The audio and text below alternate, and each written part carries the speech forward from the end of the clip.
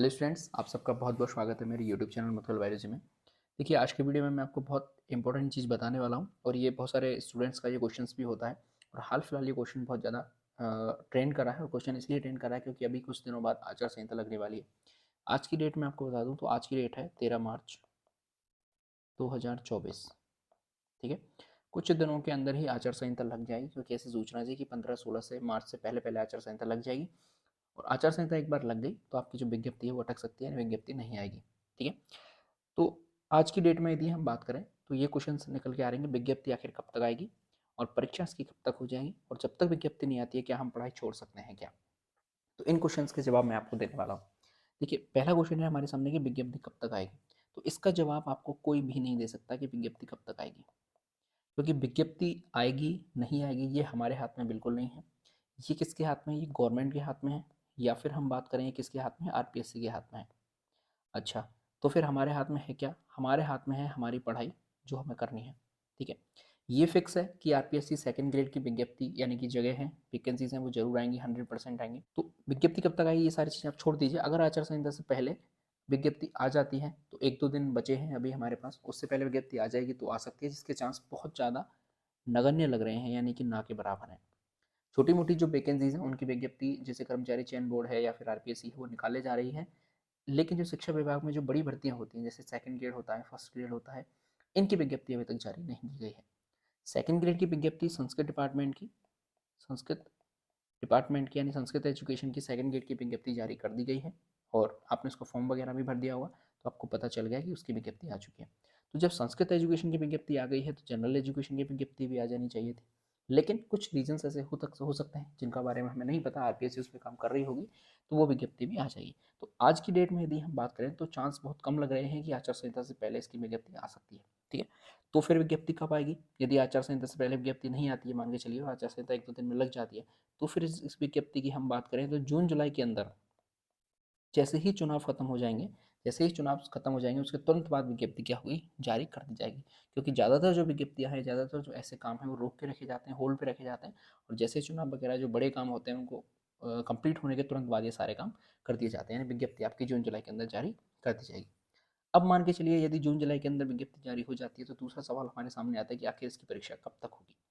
तो मेरा ये अ, अनुमान है कि यदि जून जुलाई के अंदर आपकी विज्ञप्ति जारी होती है तो उसके लगभग उसी 1 महीने के अंतराल में आपके क्या भरवा लिए जाएंगे? फॉर्म आपसे फिल करवा लिए जाएंगे, यानी कि अगस्त के अंदर आपके फॉर्म फिल करवा लिए जाएंगे, और उसके 6 महीने बाद आप एग्ज़ाम की डेट मान सकते हैं, यानी कि आप मान के चलिए फरवरी, मार्च या फिर अप्रैल भी हो सकता है 2025।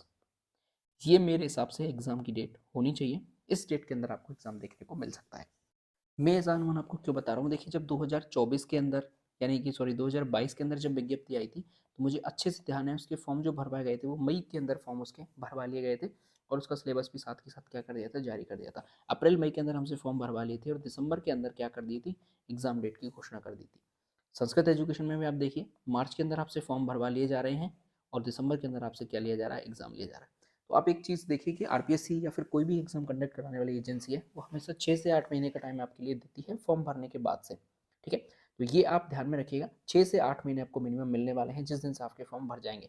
तो जून जुलाई के अंदर यदि विज्ञप्ति आ जाएगी तो फरवरी मार्च के आसपास आपका एग्जाम जो है वो देखने को आपको मिल जाएगा। ठीक है, तो परीक्षा का मैंने आपको अनुमान बता दिया, विज्ञप्ति कब तक आ सकती है, ये दोनों कंडीशन मैंने आपके सामने रख दी है।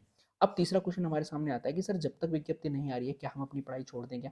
तो देखिए, इसका जवाब मैं आपको बहुत अच्छे से देना चाहता हूँ। किस तरीके से मैं बताऊंगा आपके लिए। देखिए, आप पढ़ाई छोड़ें क्यों? ठीक है, मैं हमेशा जो भी बच्चा मुझसे ये क्वेश्चन पूछता है, जो भी मेरे फ्रेंड सर्कल में कोई भी ये क्वेश्चन पूछता है कि विज्ञप्ति कब तक आएगी, तो आप मुझे ये जवाब दे दीजिए सबसे पहले कि यदि विज्ञप्ति आ जाती है, मार्च के अंदर विज्ञप्ति आ जाती है और आपसे जो एग्ज़ाम है वो दिसंबर के अंदर ले लिया जाता है, मान के चलिए दिसंबर के अंदर एग्ज़ाम ले लिया जाता है, तो क्या आप उस तैयारी के फेज़ में हैं? क्या आपकी इतनी तैयारी है आज की डेट में कि यदि दिसंबर में आपका एग्ज़ाम होता है तो आप उसके लिए प्रिपेयर हैं और आप अपना सिलेक्शन ले सकते हैं? ठीक है, तो यदि ये क्वेश्चन आपका आंसर आता है इसका हाँ, तो फिर आप पढ़ाई छोड़ सकते हैं जब तक विज्ञप्ति नहीं आती तब तक। और जब आपको ऐसा लगता है कि नहीं, मैं तो अभी उस स्टेज के अंदर हूँ ही नहीं कि अगर दिसंबर में एग्जाम हो जाए तो मेरा सिलेक्शन श्योर है, तो फिर आपको क्या करना है? पढ़ाई को कंटिन्यू करना है। मान के चलिए अभी महीना चल रहा है मार्च का, ठीक है, और विज्ञप्ति नहीं आती है, और विज्ञप्ति आती है मान के चलिए जून या जुलाई में। ठीक है, तो ये जो 3 से 4 महीने आपको मिलेंगे, 3 से 4 महीने आपको जो मिलेंगे, 3 से 4 माह जो आपको मिलने वाले हैं, ये 3 से 4 माह यदि आप नहीं पढ़ेंगे और अपनी पढ़ाई क्या कर देंगे, छोड़ देंगे, तो जो स्टूडेंट उस पढ़ाई को पढ़ रहा होगा, अपना रिवीजन कर रहा होगा, क्वेश्चन की प्रैक्टिस कर रहा होगा, कोई टॉपिक उसका छूट गया उसको वो मजबूत कर रहा होगा, आप खुद सोच सकते हैं कि 3 से 4 माह के बाद आप उससे कितने पीछे हो जाएंगे और वो आपसे कितना आगे चला जाएगा। इस चीज़ को आप ध्यान में रखिए। तो आपको अब करना क्या है, इन 3 से 4 माह को आप क्या बनाइए, अपना विश्रांति काल बनाइए। क्या बनाइए, विश्रांति काल बनाइए। क्योंकि जो ज़्यादातर मेहनत होती है वो किसमें होती है, विश्रांति काल में होती है, शांत अवस्था में होती है। बिल्कुल अपने आप को एक रूम के अंदर बंद कर लीजिए, बिल्कुल सब चीज़ों से दूर हो जाइए, सोशल मीडिया से दूर हो जाइए, बिल्कुल आराम से, जैसे एक तरीके से समुद्र कैसे बहता है, बिल्कुल नदी कैसे बहती है, आराम आराम से। ये आप पढ़ाई अपनी करते रहिए, जारी करते रहिए। और मैं कहता हूँ कि 3 से 4 महीने के अंदर आप अपनी जो सब्जेक्ट है, जैसे कोई एक सब्जेक्ट आप उठा लीजिए, जैसे आपने कंप्लीट जीके का क्या कर दिया, एक बार रिवीजन कर दिया, ठीक है। इसके अलावा आप टारगेट लीजिए कि 3 से 4 महीने के अंदर मैं क्या कर लूँगा, एक बार पूरी बायोलॉजी को पढ़ के उसका क्या कर लूँगा, रिवीजन कर लूँगा, केमिस्ट्री को ढंग से कर लूँगा, जो मेरे वीक पॉइंट्स हैं उन पे मैं ज़्यादा फोकस कर पाऊँगा, ठीक है। तो इन 3 से 4 महीने को आप एक चैलेंज के रूप में लीजिए और इन 3 से 4 महीने पे इतनी मेहनत करिए कि आप सबसे आगे खड़े हों सिलेक्शन की दौड़ में। आपको क्या हो, सिलेक्शन की दौड़ में सबसे आगे खड़े हों। और यदि आपने इन 3 से 4 महीनों को वेस्ट कर दिया, थोड़ा-सा आपका ध्यान भटका अपनी पढ़ाई से कि मैं अभी ऐसा करता हूँ, पढ़ाई को थोड़ा-सा कम कर देता हूँ और अदर एक्टिविटी को थोड़ा-सा बढ़ा देता हूँ।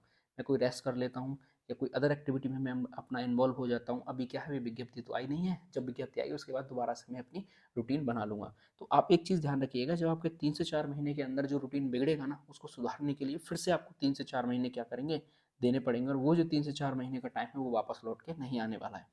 तो मेरी सलाह आपके लिए ये रहेगी कि आप इन 3 से 4 महीने का बिल्कुल ढंग से सदुपयोग करिए।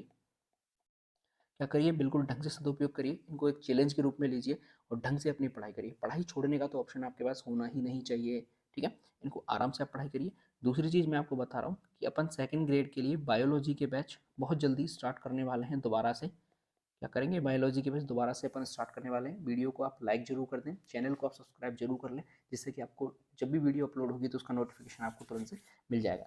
मैं भी आपके साथ साथ क्या करूँगा, दोबारा से मैं भी आपके साथ क्या करूँगा, दोबारा से तैयारी कर रहा हूँ, एक तरीके से आप ये समझिए, ठीक है। तो उसी हिसाब से जैसे मैंने स्ट्रेटजी बनाई थी और उस स्ट्रेटजी के अनुसार जैसे मेरा एक बार में सिलेक्शन हो गया था, वही सारी चीज़ें मैं आपको फॉलो करने के लिए कहूँगा। वही चीज़ आप फॉलो करिए और आपका सिलेक्शन भी 100% श्योर हो जाएगा, इस बात की मेरी गारंटी है, ठीक है। आपको करना क्या है, टेलीग्राम चैनल को ज्वाइन कर लीजिए। जो भी इन्फॉर्मेशन होती है उसके लिए वीडियो नहीं बनाया जाता, टेलीग्राम पे मैं वो सारी चीज़ें लिख दूंगा। इसके अलावा मैं क्या चीज़ें और कर रहा हूँ उस पर, तो मैं टॉपिक वाइज जो वेटेज होता है उस पर मैं एक पीडीएफ बना रहा हूँ कि कौन से टॉपिक से, कौन सी यूनिट से कितने क्वेश्चन किस साल के पेपर के अंदर आए थे, तो उसका एनालिसिस अभी चल रहा है। ढंग से मैं उसको एनालिसिस करके आपको पीडीएफ प्रोवाइड करा दूंगा। टेलीग्राम चैनल को जाके आप क्या कर लीजिए, ज्वाइन कर लीजिए। इसी तरीके से आप अपनी पढ़ाई कंटिन्यू करिए, छोड़ने का ऑप्शन बिल्कुल मत रखिए। इसी के साथ वीडियो को खत्म कर दें। वीडियो अच्छी लगी है लाइक जरूर कर दें, चैनल को सब्सक्राइब जरूर कर दें, दोस्तों के साथ वीडियो को शेयर कर दें। देश से प्यार करें, माता पिता से प्यार करें। जय हिंद।